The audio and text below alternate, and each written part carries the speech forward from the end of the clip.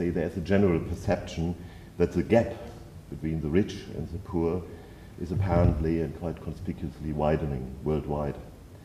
So what went wrong despite all the efforts to solve this problem? Many people talk about inequality and they measure it, but they don't explain it. And the reason for inequality is debt. More people are more and more deeply in debt, and more corporations are in debt. Corporations are in debt because corporate raiders or investors can borrow money at a very low interest rate, and they can buy companies that are paying a dividend rate of, say, 8 or 9 or 10%. So if you can borrow at 4%, you can buy a whole company that pays 10%, and you can make the difference is a kind of arbitrage. So companies that are financialized, that are taken over, companies whose managers are paid in stock options for raising the price, say, well, we're now going to use our earnings. We're not going to invest in new factories and new plant and equipment because that takes a long time to produce earnings and the market isn't there anyway. We're going to use our profits to buy back our stock.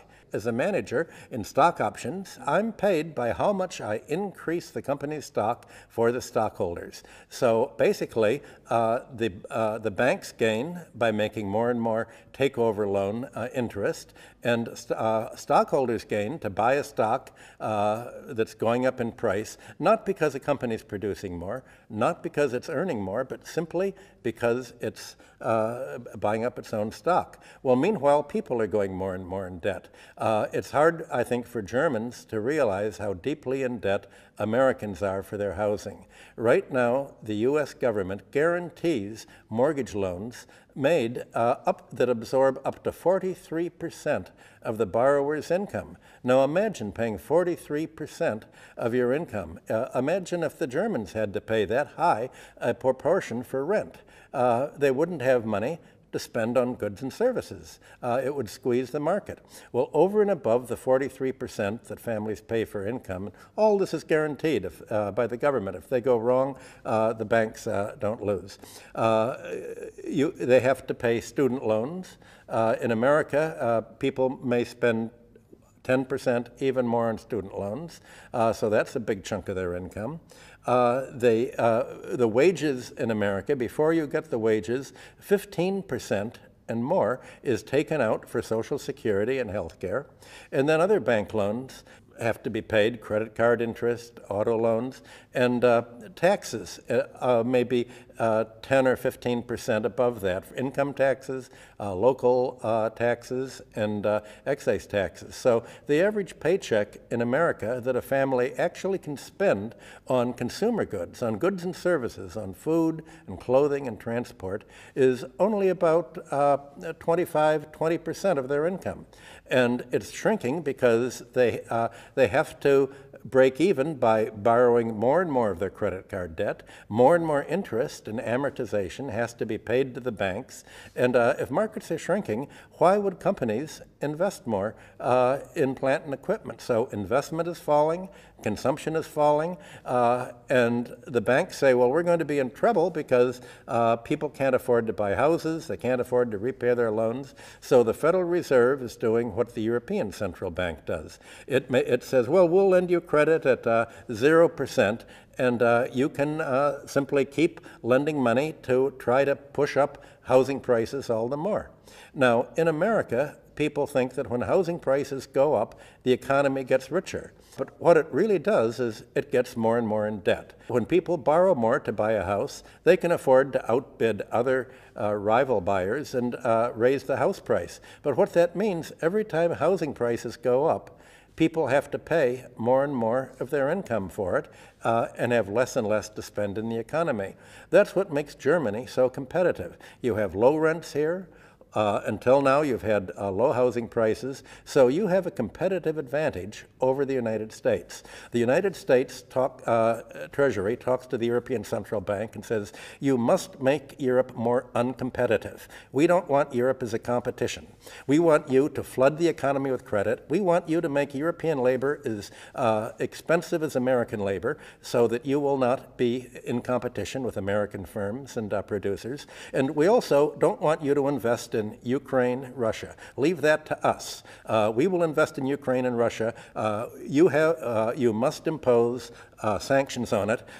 We're the unique economy, the indispensable economy, so we don't have to obey our sanctions, but you have to obey our sanctions. So essentially, Europe is following a policy that is made in Washington and New York and Wall Street that is making the economy less than competitive. And at the end of this whole road, lies Greece. If you want to see why Europe is becoming more and more uncompetitive, look at what is happening in Greece or even in Latvia or other countries that are looked at as the ideal when you let the financial planners take over. This is the kind of economy that they plan. It's an economy to make the financial sector richer and the real estate sector richer, but it's not going to make the industrial economy richer. So I think in Germany, the question is, do you want to be an industrial economy or do you want to be a finance and real estate economy? You have a choice. And this choice is not being spelled out. And if people knew that that's the choice, I think they'd be following policies that help Germany much more than that helped American bankers. Well, in your new book, Michael, you say, and you pay a lot of attention to the achievements of capitalism as well. And at the same stage, as you pointed out, something went terribly wrong. So apparently capitalism failed to meet its objectives. And you argue even in your book that the original concept of capitalism has changed over the time. So how and when was it transformed? Well, what is capitalism? There are many kinds of capitalism. Most people think of industrial capitalism, of factories hiring labor to produce more goods and services, and they spend their wages on buying what they produce. But there's not only industrial capitalism. After about World War I, the world moved into finance capitalism, where people made money, and most of the people who get rich in the financial markets. You don't get rich by actually producing more. That was how the industrial capitalists did it. That's how Germany got rich for many years. But now, if you look at the Forbes 100 list of the richest people in every country, well, the main way to get rich is what Balzac said, by theft. Behind every great fortune is a great theft, usually undiscovered. The main way of theft is by being a political insider. So if you look at China and Russia, the richest people there are political insiders that gave away public property to themselves and got rich. The next richest people are monopolists who have privatized natural infrastructure, like Carlos Slim in Mexico and people who own monopolies here, bankers, and real estate speculators who borrowed all who borrow money from the banks to buy building, and the banks will put more and more money into the real estate market, pushing up real estate prices. So they're speculators who've ridden a financial credit rise that's loaded the economy down with debt, but has made the financial sector richer. There are fewer and fewer industrialists. You won't find anyone in the Russian list of the wealthiest people who've actually built factories. They've taken over Soviet factories, but mostly they've taken over oil, gas, electric utilities, mining, aluminum, which is made out of electricity. The Americans now are trying to say that Ukraine is corrupt, so sell us your farmland, sell us your electric utilities, sell us your gas trading rights, and none of this actually produces goods and services. It's not a production economy. It's basically finance capitalism. On Wall Street, you have various other forms. You have casino capitalism, where a company, since 2008, banks have been able to borrow from the Federal Reserve in the United States, or in Europe from the European Central Bank, money at zero interest. What have they done? They've basically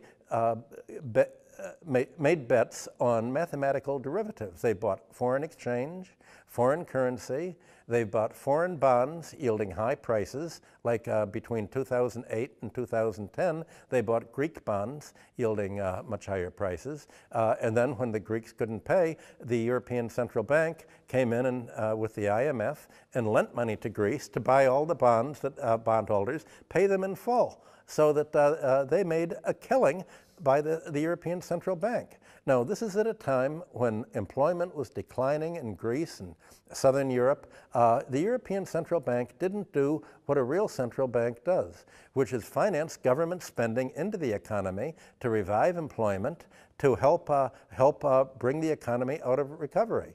The European Central Bank only makes money to banks to make more money to compensate for the bad loans they made by acting recklessly, as if somehow the finance capitalism system would work instead of run into a dead end. How does this new mode of capitalism really affect our individual lives, really, I mean, the lives of everyone, of each of us, really? When you say, how does the current economic situation affect everyone, you have to break down the population. Youth is different from the elderly.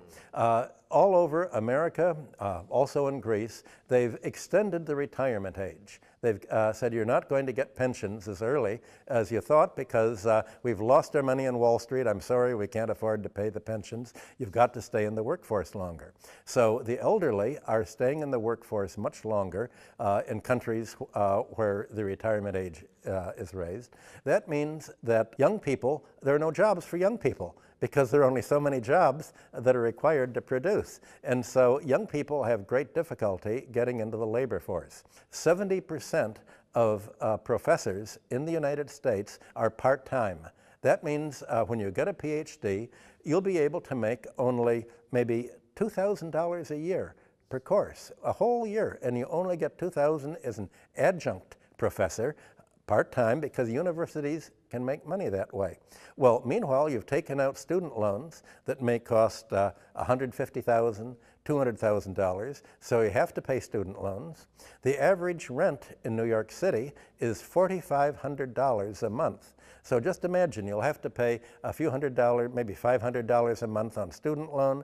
How are you going to live when you only make $2,000 or $4,000 a year? The answer is you live at home with your parents. So in the United States, you have more and more people in their 20s living at home with their parents. 10 million Americans had their houses in foreclosure after the real estate crisis of 2008. And you had funds come in all of a sudden, like Blackstone funds would come in and buy thousands and tens of thousands of these homes under foreclosure. They would buy them and then they would begin to rent them, raising the rates. And so you had a shift from owner-occupied housing to absentee ownership. It's a very interesting point, Michael. You are using the term war and warfare in this context, of course, to describe the way bankers are acting today. And it's clear, I mean, you made their intentions clear as well. But to use another metaphor of yours, can't the bankers, i.e. the parasites, really realize that they are, in the end, not only killing their hosts, but eventually themselves?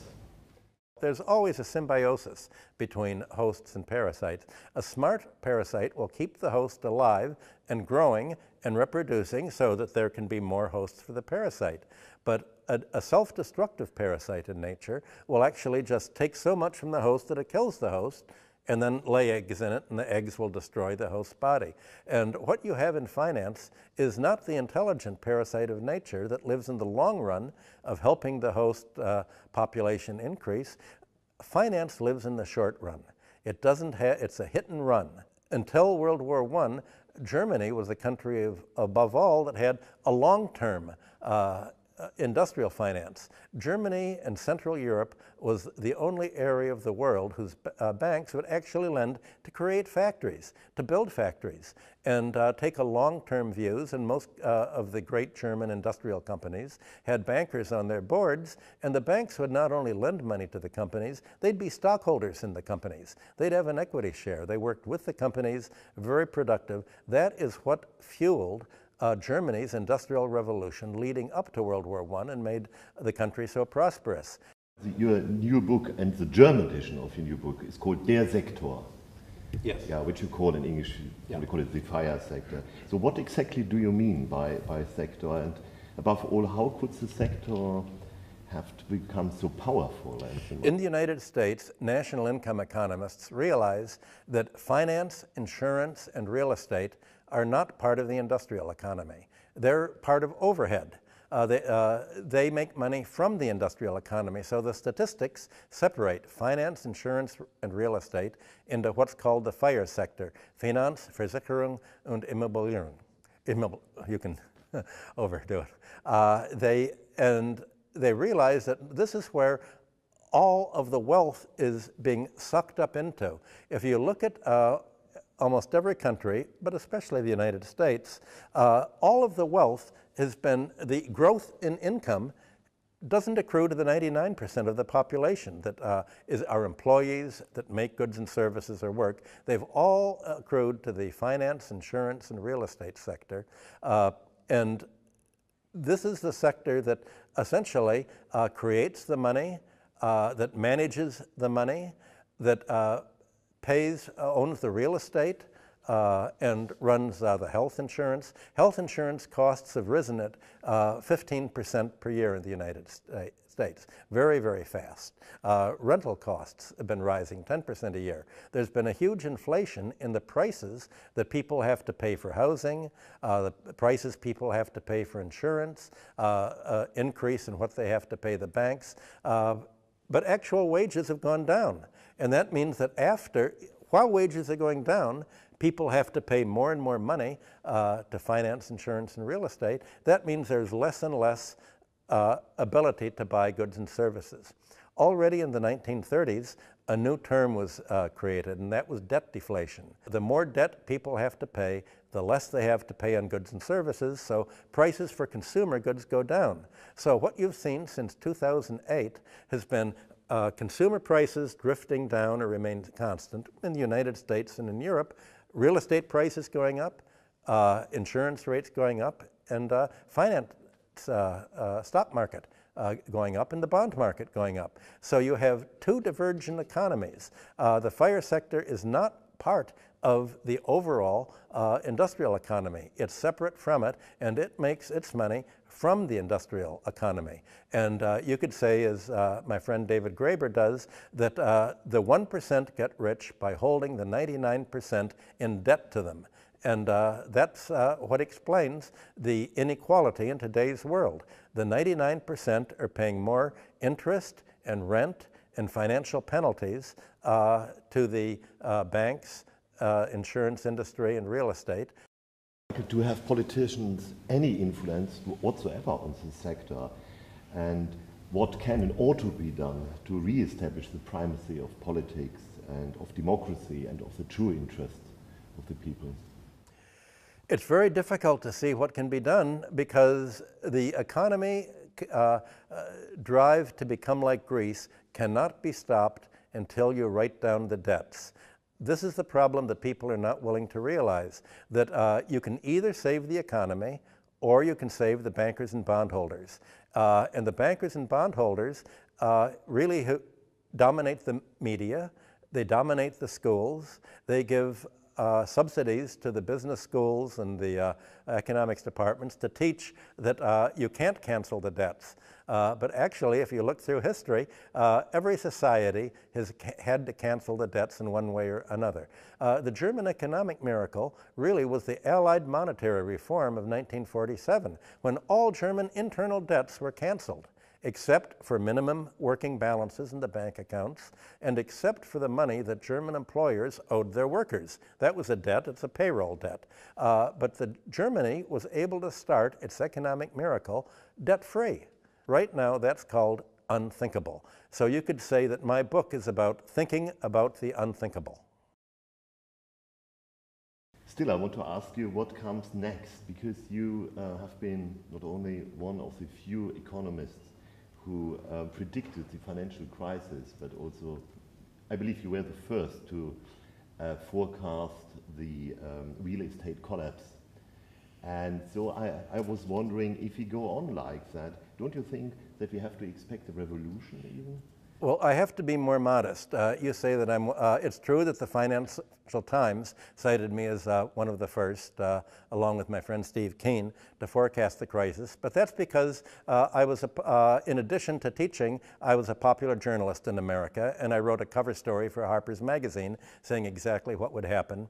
Already in the 1970s, I was called Dr. Doom. But the fact is, at the time I wrote my article for Harper's, 2 years before the crisis, the English language already was referring to liar's loans, fake junk mortgages. They were already talking about ninjas.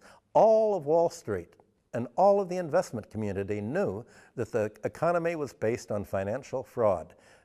Economists didn't teach this in the textbooks. And because I was an economics professor, and because I wrote in the media as a professor, I was credited simply because I said what everybody knew. So there's really not that much new. I just wrote it up and drew some charts and diagrams to spell it all out. What Wall Street knows today, but what it's not saying in the media, is we're in for a slow crash. It's not going to be necessarily a crisis. It's going to be people are getting poorer and poorer and poorer as they have to spend more and more money to pay the banks, to pay the insurance companies. Now Germany's going to face rising real estate. The Americans are coming in, and other investors, even Russian investors, and buying the real estate. And they're going to raise the rents very sharply on Germans. And they're going to try to turn Germany into another Greece. That is the intention of investors. If they can turn Germany into Greece, if they can impoverish the German population, they'll get rich. And they'll call that an increase in GNP. An increase, and they'll say this is progress. And progress means that it's their progress, but for the rest of the economy, it's being turned into neo-feudalism. So the economy is going to get poorer and poorer and poorer until finally we're in a new kind of dark ages. This has all happened before. About a month ago, David and Graeber and I were in Tübingen, and there was a discussion about the Roman Empire and what happened after it. And we were told that economists no longer call the Dark Ages, because actually there was a lot of trade. There was a lot of luxury spending, and we can find the trade. It was all in luxuries. Some people are living very well, and they've decided that GDP actually went up. So at the same time that the population was reduced to serfdom, GDP was going up. Well, that's what's happening today. GDP is going up, but people are in a worse and worse condition, a slow crash, until they make a decision, we're going to write down the debts. Now, this is not a left-wing or a right-wing issue. The left wing has not talked about debt. They've talked about labor's working conditions. They've talked about women's rights. They've talked about LGBTQ. They've talked about all sorts of hyphenated Americans and hyphenated Germans and hyphenated Europeans. But it seems that only the right wing is talking about the debt problem. That seems remarkable. Whereas 100 years ago, if you look, what did the German Social Democratic Party used to say? It was talking about raising living standards. It wasn't talking about privatization. It was talking about how does the government serve the economy by providing more goods and services to the population at large. The social democratic parties and the Labour Party in England and the Democratic Party in the United States have all now turned to the exact opposite of what they were 100 years ago. And the result is that you have the left-wing parties now moving to the right, and only the right-wing parties are talking, and the conservatives and Wall Street, my gang, are talking about finance and the financial stranglehold on economies.